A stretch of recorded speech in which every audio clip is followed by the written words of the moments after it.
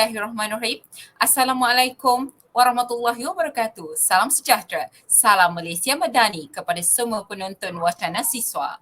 Hari ini di Wacana Siswa, kita akan membincangkan satu topik menarik iaitu impak ICT kepada etika dan peradaban masyarakat Malaysia. Untuk membincangkan topik ini, saya tampilkan 4 orang ahli panel jemputan yang arif dalam bidang ini. Panel pertama, Encik Dr. Nur Ikhwan bin Abdul Aziz yang merupakan pensyarah UIA. Panel kedua, Encik Muhammad Riazuddin bin Haider Ali merupakan pakar ICT Malaysia. Yang ketiga, seorang guru iaitu Encik Muhammad Hafiz bin Alias.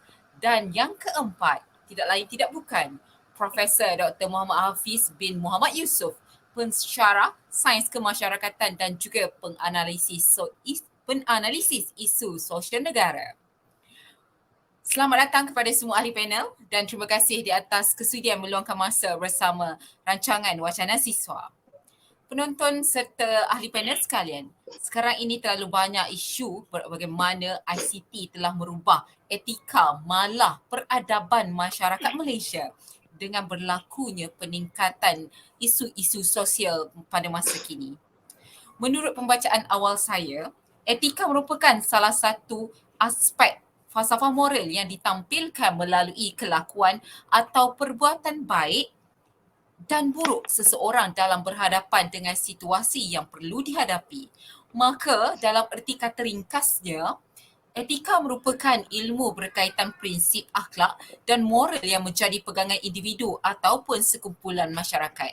Manakala peradaban pula adalah satu tahap atau tingkat kemajuan dalam aspek jasmani dan rohani sesebuah masyarakat yang didasarkan pada tahap kemajuan kebendaan serta perkembangan pemikiran yang cemerlang. Jadi untuk itu, saya ingin bertanyakan kepada Profesor Dr. Muhammad Hafizuddin bin Muhammad Yusof, apakah pandangan doktor tentang kaitan isu ICT dengan etika dan peradaban? Dipersilakan.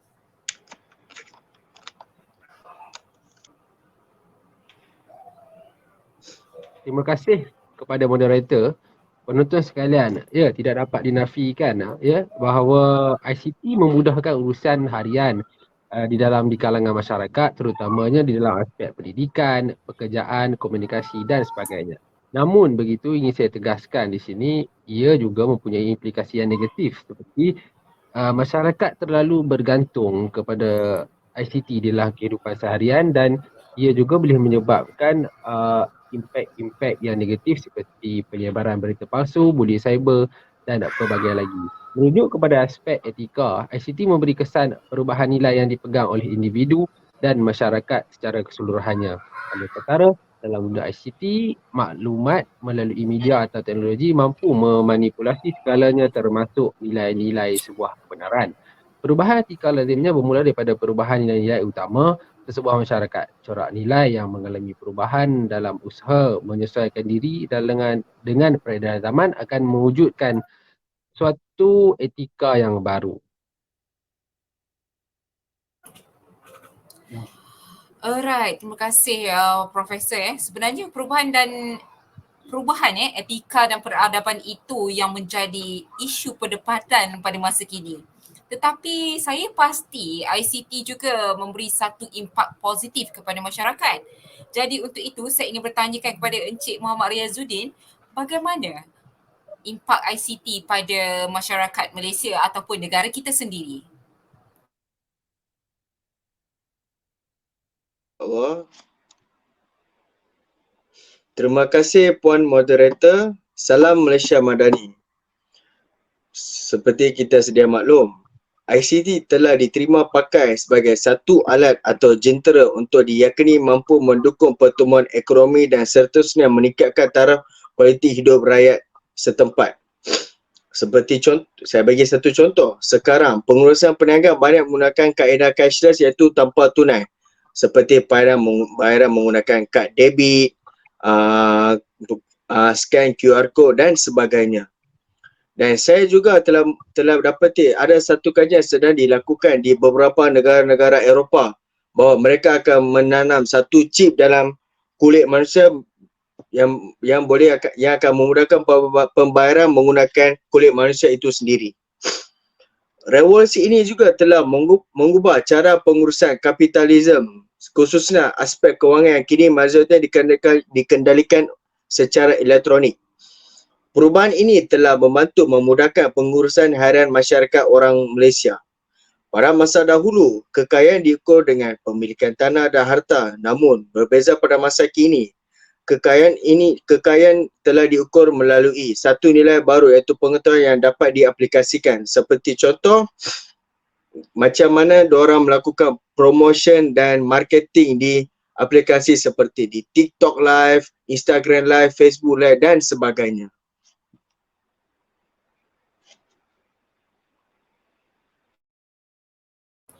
Okey, masih bersama lagi dengan Encik Muhammad Riaz. Saya ingin bertanya pula, bagaimana pula dengan aspek yang dikatakan sebagai masyarakat warganet? Boleh minta pandangan sikit daripada Encik Riaz berkaitan dengan warganet? Okey, warganet ni macam sekarang kita kalau bahasa ni kita panggil warganet, tapi kalau bahasa di social media diorang panggil netizens. Okey, masyarakat yang rangkai ini turut dikira sebagai warganet kerana sebab apa diorang membentuk satu kumpulan dalam melakukan perbincangan. Contohnya bila ada satu pihak mengutarakan sesuatu pendapat, akan datang daripada dua jenis reaksi, iaitu reaksi yang baik, reaksi yang buruk. Reaksi yang baik akan memberikan beberapa solusi yang seperti menyatukan masyarakat, memberikan keadilan sosial dan sebagainya. Yang pada pihak negatif pula, dia akan membawa kepada body shaming, dan kepada mengutuk, melakukan tuduhan melulu tanpa melakukan sebarang selidikan dan kajian.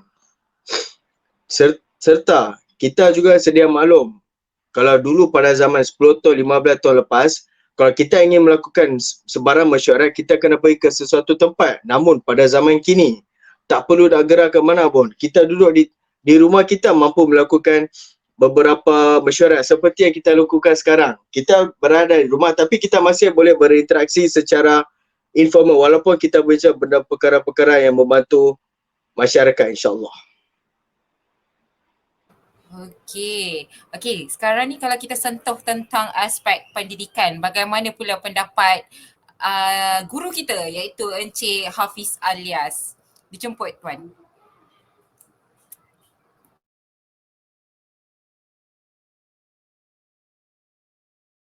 Saya setuju bahawa penggunaan teknologi informasi dan komunikasi iaitu ICT dapat memiliki kesan positif dalam pendidikan. Penggunaan teknologi dalam pembelajaran dapat meningkatkan interaktif dan perlibatan siswa, meningkatkan accessibility material pembelajaran, memungkinkan pembelajaran jarak jauh dan kolaborasi yang lebih mudah antara siswa dan guru. Namun, kita perlu menjedari bahawa penggunaan teknologi dalam pendidikan bukanlah suatu tujuan yang harus dicapai dalam diri sendiri, tetapi merupakan alat yang harus digunakan dengan tepat dan bijak agar dapat memberikan manfaat sebesar-besarnya bagi siswa. Guru juga harus memastikan bahawa penggunaan teknologi tidak mengurangkan kualiti interaksi langsung antara guru dan juga pelajar. Dan juga pelajar tetap belajar untuk berfikir secara kritis dan mandiri. Oleh kerana itu, sebagai guru, saya percaya bahawa penting untuk terus mengembangkan keterampilan dan pengetahuan dalam penggunaan teknologi dalam pembelajaran serta terus memantau dan mengevaluasikan kesan terhadap siswa dan pelajaran secara keseluruhannya.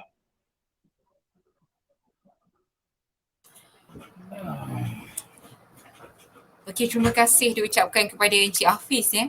Okey, bagaimana pula dalam aspek keagamaan? Adakah aspek keagamaan juga mengalami perubahan akibat ICT? Jadi untuk itu kita dapatkan pandangan daripada Dr. Nur Ikhwan bin Abdul Aziz. Dipersilakan Doktor.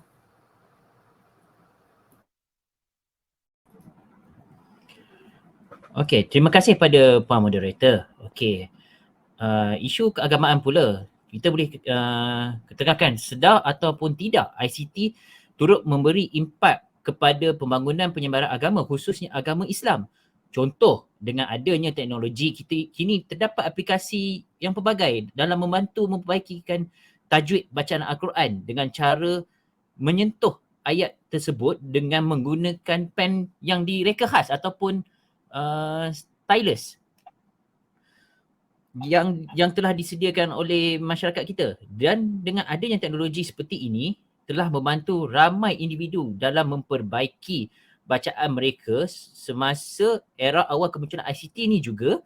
Penyebaran agama Islam telah mula dilaksanakan melalui media massa seperti televisyen dan juga radio. Umat Islam dapat mengikuti ceramah agama melalui saluran tanpa meninggalkan rumah ataupun pekerjaan hakiki dengan menggunakan teknologi ICT ini. Kini perkongsian berkaitan agama semakin mudah melalui fungsi perkongsian yang boleh digunakan melalui platform seperti WhatsApp, Facebook dan sebagainya. Dan dengan erti kata lain, kini kaedah penyaluran dakwah agama semakin maju dan dapat menyentuh lebih ramai pihak dengan pelbagai cara. Masyarakat kini juga sudah lebih maju dengan berpegang kepada agama, pasti akan mematuhi etika serta menghormati peradaban masyarakat. Sekian, Puan Moderator.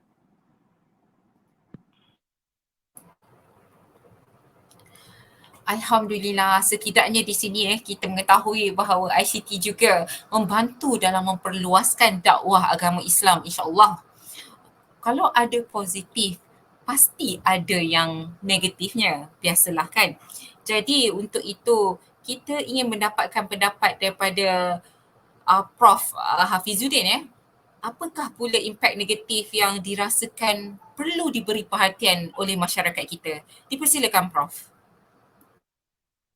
Okey, baik, daripada sudut negatif, saya ingin sentuh berkaitan bagaimana aspek di dalam budaya itu mempengaruhi masyarakat. Di dalam ICT, sedar tak sedar, negara barat telah menjadikan ia sebagai satu medan untuk mengeksport budaya-budaya negatif yang berada di kalangan mereka seperti liberalisme, sekularisme, hedonisme, religious pluralisme dan sebagainya. Dan ini sememangnya jauh menyimpang daripada budaya-budaya masyarakat kita di Malaysia. Kalau budaya mengalami ada pengaruhnya tersendiri, saya yakin aspek bahasa juga tidak ketinggalan begitu tercabar dengan adanya ICT. Jadi bagaimana pandangan guru kita Encik Muhammad Hafiz Ilyas berkenaan dengan aspek bahasa yang tercabar akibat perkembangan ICT? Dipersilakan.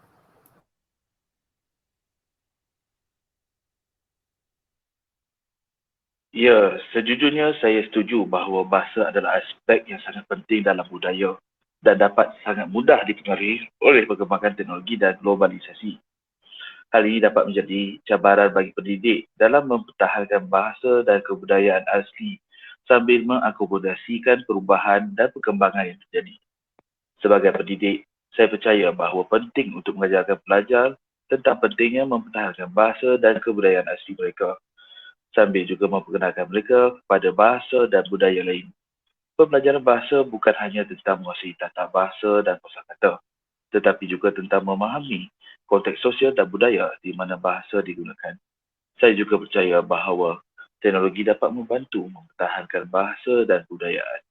Misalnya, penggunaan teknologi dapat memudahkan akses pelajar terhadap bahan-bahan pembelajaran dalam bahasa mereka serta memfasilitasikan pertukaran bahasa dan budaya antara pelajar dari berbagai negara. Namun, kita juga harus berhati-hati agar teknologi tidak menggantikan interaksi manusia yang sebenarnya dan mempengaruhi kemampuan pelajar untuk berkomunikasi dengan baik dalam bahasa mereka sendiri dan juga bahasa asing. Sebagai pendidik, kita harus membimbing pelajar untuk menggunakan teknologi dengan bijak dan memperkuatkan keterampilan interpersonal mereka dalam komunikasi lisan dan juga lisan. Sekian. Sekiranya bahasa turut dicabar akibat daripada ICT, jadi saya yakin oleh kerana bahasa itu merupakan perantaraan komunikasi, jadi pasti cara berkomunikasi antara masyarakat juga turut terjejas. Bagaimana tentang isu ini pula? saya rujukkan kepada minta maaf, saya rujukkan kepada Dr. Nur Ikhwan bin Abdul Aziz. Dipersilakan Doktor.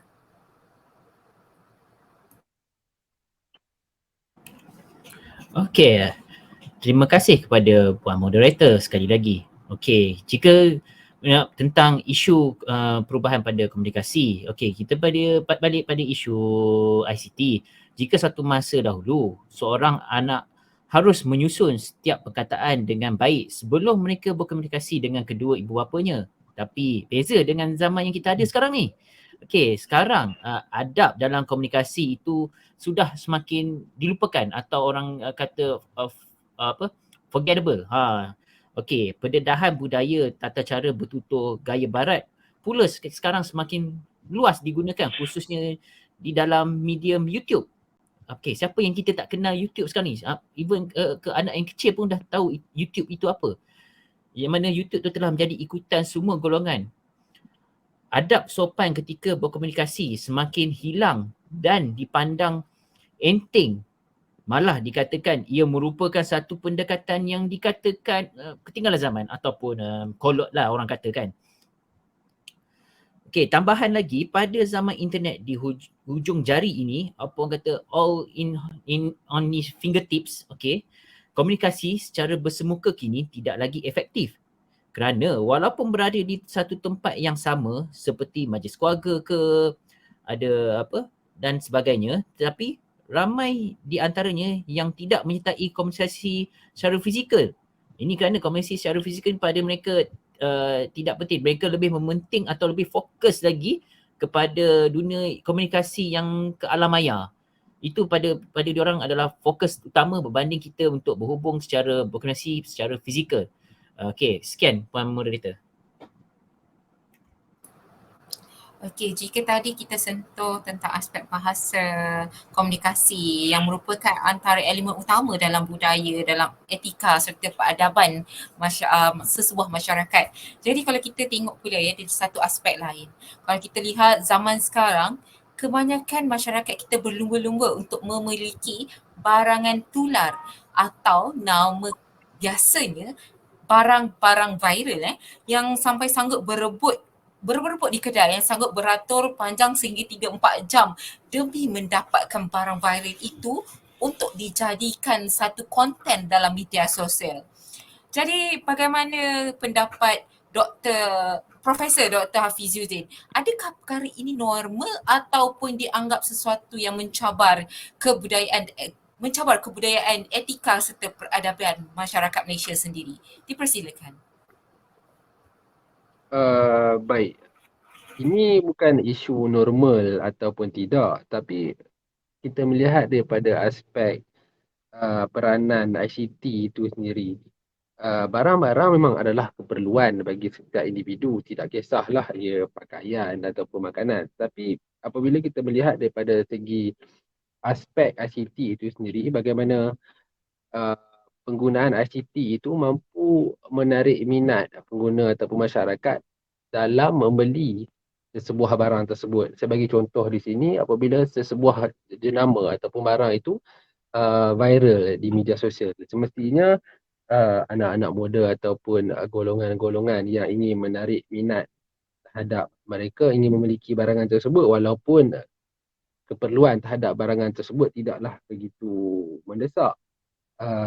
Dan saya melihat peranan ICT khususnya dalam fungsi untuk menyebarkan cabang-cabang baru dalam peradaban adalah amat memberi kesan kepada setiap lapisan masyarakat, tidak kira umur dan juga latar belakang.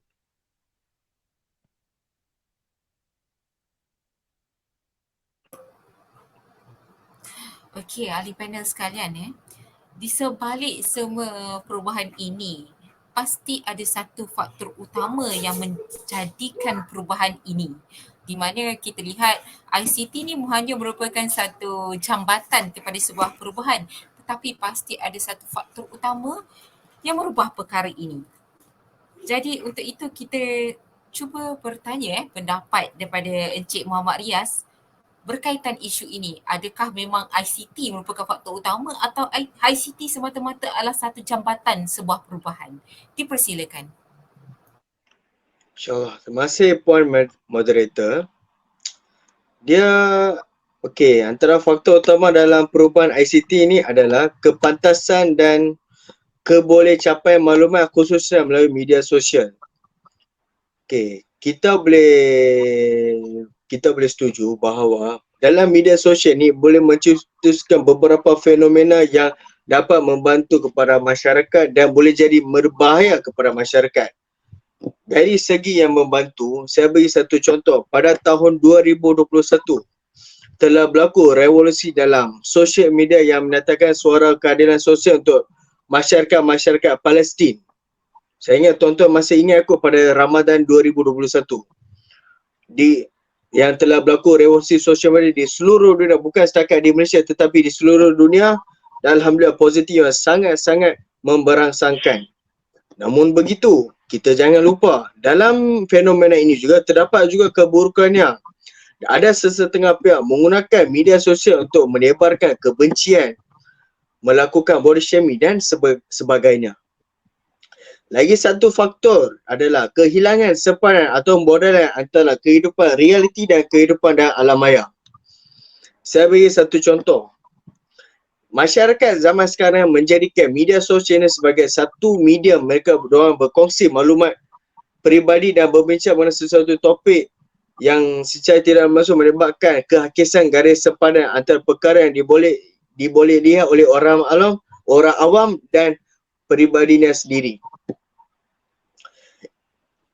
Benda ini telah menimbulkan kebimbangan etika tentang hak privasi, perlindungan data dan keperluan ketulusan dan accountability.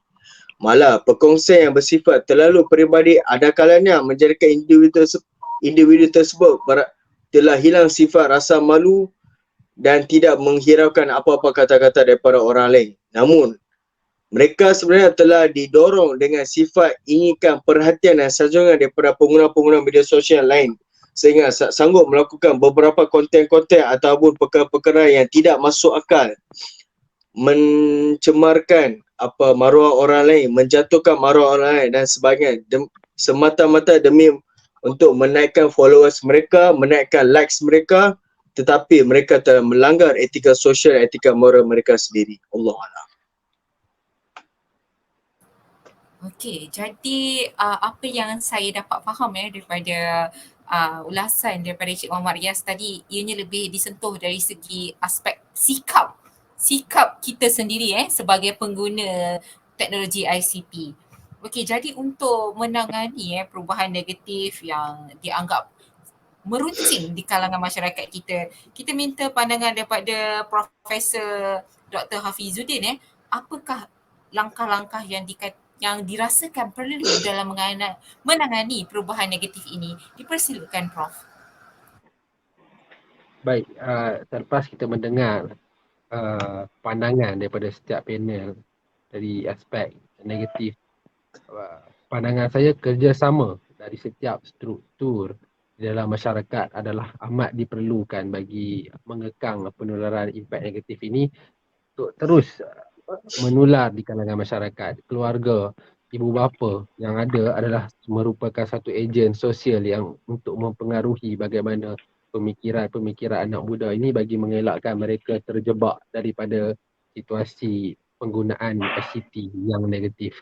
Justru itu, selain daripada itu, kerajaan selain daripada melaksanakan dasar-dasar bagi berkaitan penggunaan ICT, mereka juga harus melihat pendekatan di dalam aspek yang lain seperti penyebaran budaya warisan melalui cara yang lebih moden dan sejajar dengan kecenderungan generasi muda yang untuk menarik mereka lebih ke dalam dunia ICT. Satu medium itu mempunyai kelebihan serta keburukannya tersendiri. Ini adalah bergantung kepada cara masyarakat menggunakannya untuk tujuan tertentu.